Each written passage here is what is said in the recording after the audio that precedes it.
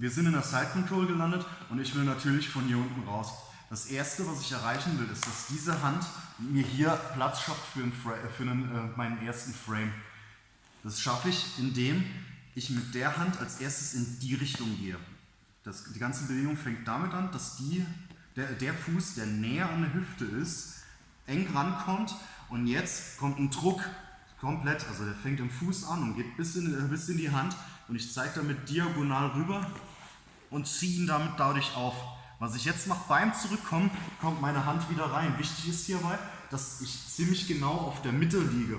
Ich will nicht am Handgelenk sein, ich will nicht am Ellbogen sein. Warum? Wenn ich am Ellbogen bin, reicht für ihn eine kleine Links-Rechts-Bewegung oder das Aussetzen und er hat mich direkt wieder drin. Wenn ich hier ganz unten bin, reicht ein Hüftwechsel und ich habe selber meinen Arm komplett unbrauchbar ihm geschenkt. Also ich will hier in der Mitte sein. Was ich jetzt mache, ich wechsle die Füße, vorhin war es der an der Hüfte, jetzt ist es der näher an seinem Kopf ist. Und mache mit meinem Bizeps gegen seinen Kopf die gleiche Bewegung, gehe rüber und muss dabei darauf achten, dass seine und meine Körperachse sich annähern. Vorher waren sie in einem fast 95-Grad-Winkel, jetzt nähern sie sich an.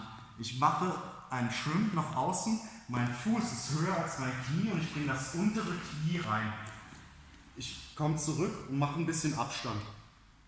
Was ich jetzt mache, das Bein, das vorhin den Druck angefangen hat, fängt sein anderes Bein. Wenn ich nicht direkt rankomme, richte ich mich nochmal aus und strecke das untere Bein ein bisschen aus. Jetzt komme ich ran, ziehe es ran.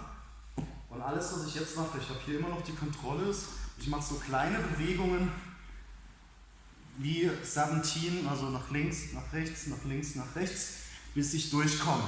Und meine Endposition ist letztendlich die Close Guard. Nochmal von vorne.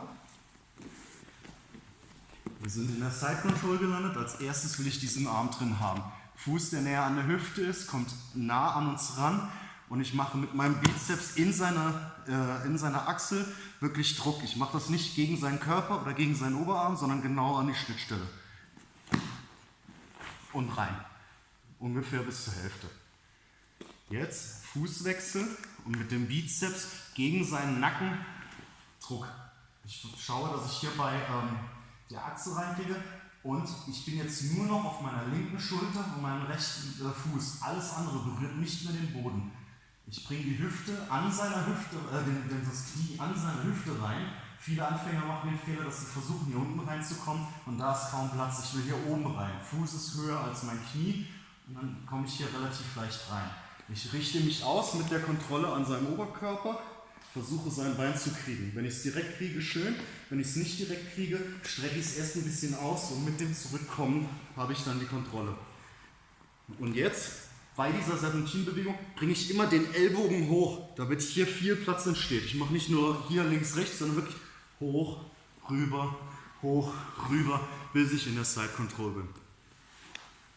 Fight like, subscribe.